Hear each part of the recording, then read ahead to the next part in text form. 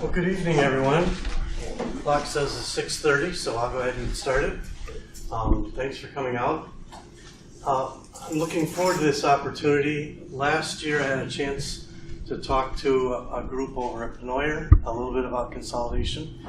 And a number of people have contacted me and said they're interested in what the process would look like and how that would unfold if someone were to investigate possible consolidation. So the library invited me to come as a guest speaker, and if some of you were looking forward to the last meeting, I apologize for how that unfolded, but I'm thrilled that I have a new opportunity to be here with you.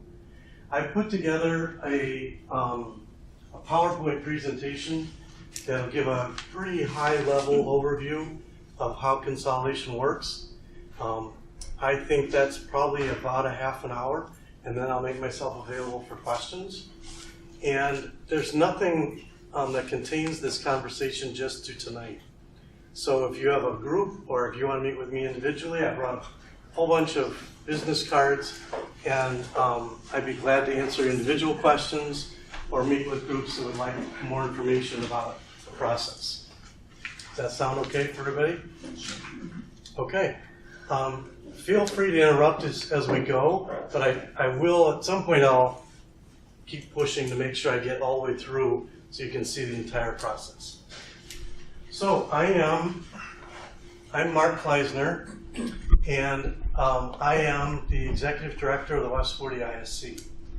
And I just want to take a couple minutes to explain what that means. Years and years ago, the state put one office in every county. So there were 102 offices that were called Regional Offices of Education.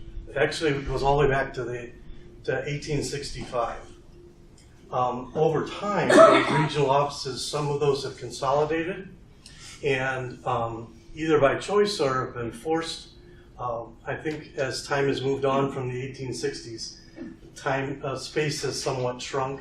There are now 38 of these offices across the state, and most of those are multiple counties. There may be as many, the largest one has 11 counties way down south. In Cook County, we have 3, north, west, and south, and that's simply because our population is that dense. In West 40, where most of you or all of you live, West 40 serves 41 entities. That's 38 school districts and 3 special ed co-ops. And I usually draw kind of a map. If you go from Chicago up 90 to O'Hare, from O'Hare down 294, and then up 55. That trapezoid is the area that I serve. All in all, it's about 100,000 students. It's about 7,000 teachers and about 152 schools. So our office mainly does 3 things. The first thing that we do is we run a pretty extensive program for at-risk students. The second thing we do is we offer a lot of teacher workshops, professional learning, and we do that for teachers and administrators. And the third thing we do is compliance. So every year I have a team that visits every school and inspects those schools. We visit every district on a rotating basis and make sure they're compliant with the school code and with appropriate laws and so forth. And there are some regulatory duties that fall on my shoulders as the executive director. So as you'll see in a little bit, if 2 or more districts decide to consolidate, I play a role in that process. So hopefully tonight I can fill in some information. But that gives you an idea of what a regional office of education does. Primarily, people know us for dealing with teacher licensure. And the other thing that we do is we do building permitting for our schools. A long time ago, the legislature decided that permits would be done by the regional office instead of going through the local municipality.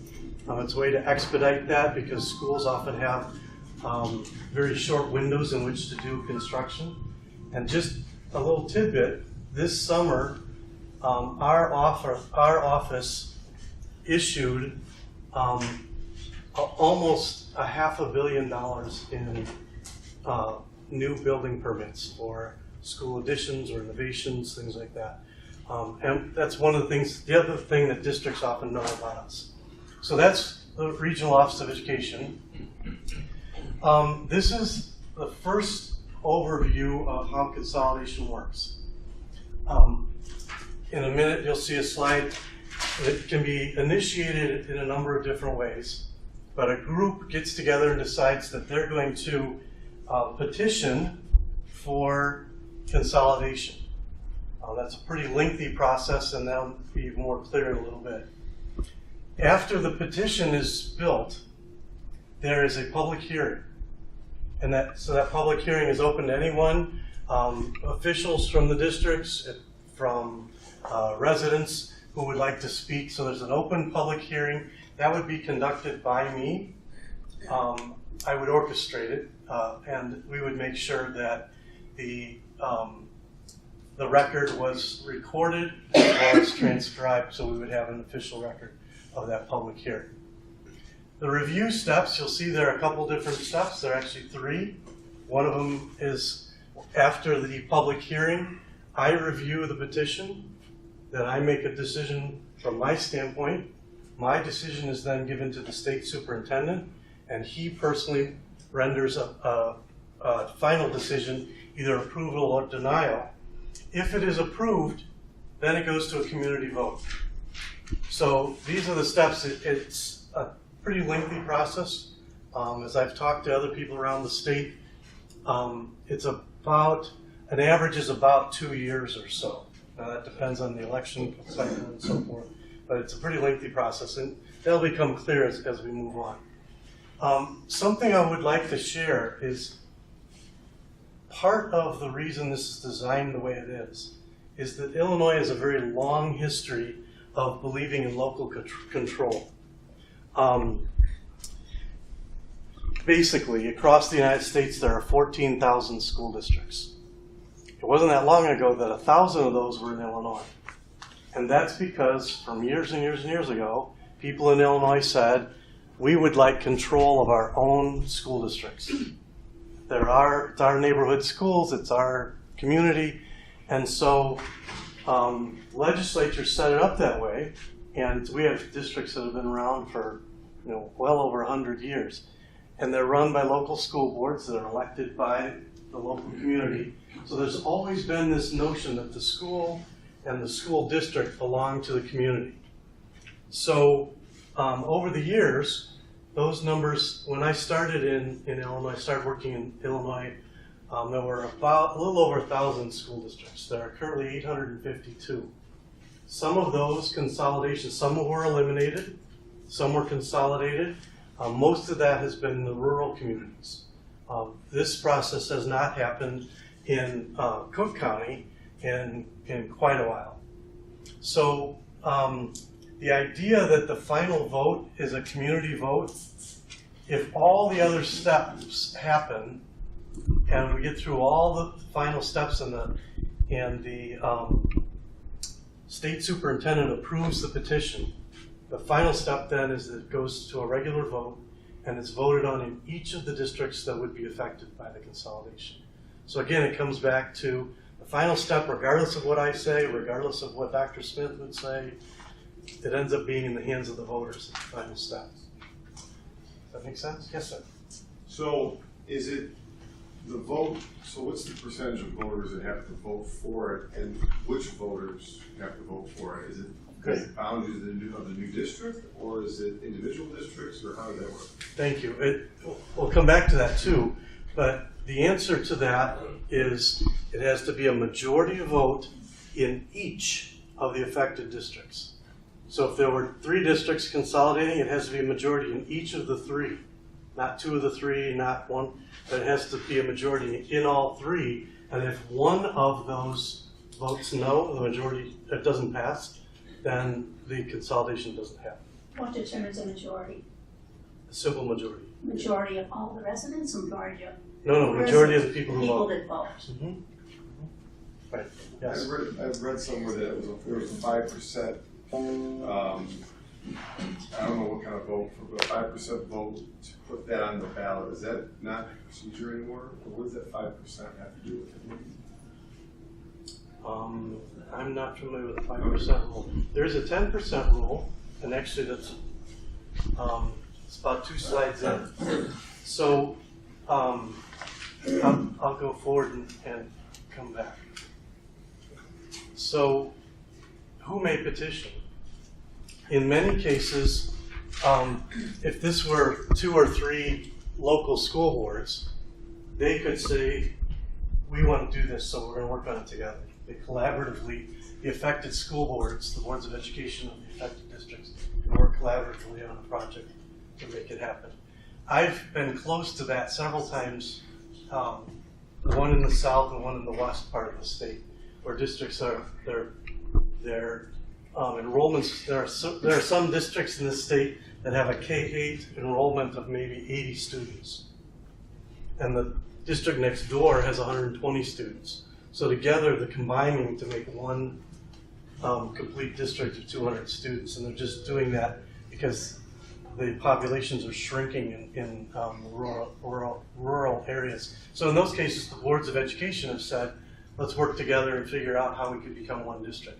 The other is that registered voters, this is the percentage number that I know. Okay, yeah. And so if you had 50 voters from each of the districts, or 10% of the registered voters within each district, whichever is less, if you had that many signatures, they could build a petition. So there's 2 different ways to do that. So I'll go back. Thank you. Sure, of course. Consolidations are one form of reorganization. There are other ways that districts can be reorganized. This is the key point here, a key point. It's a brand new school district. So in a consolidation, it isn't as though one assumes the other and that one is pulled in. A consolidation means you have a whole new district. So it's a new school board. Everything is new. We'll get into that in a little bit. There'd be brand new school board, and there would be new tax rates that would be established through the consolidation. So it's a brand new district with a new name and a new number. It's a totally new district if the consolidation is complete. There are a number of ways, and I didn't list all of these. Some of them are elementary districts and elementary districts. Some are elementary and high school districts. Some are high school and high school.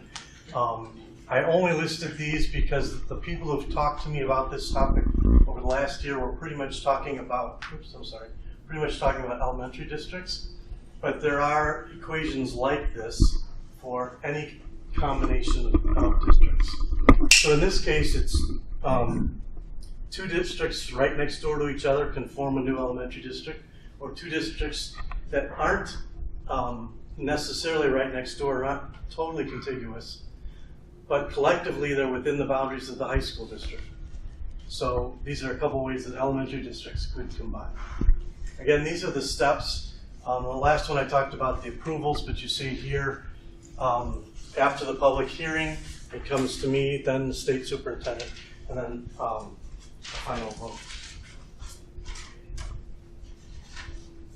So we just talked about that a minute ago. So what's included in the petition? There are some specifics that must be in the petition, but actually the law is a little bit nebulous just because every situation is a little bit different. But some of the things that have to be included, it has to be submitted as a proposition that's going to be included in the election. So you kind of backward map from an election time. It has to include all the territory that's going to be included. It has to set forth the maximum tax rates. So we're going to talk a little bit more about that in a little bit.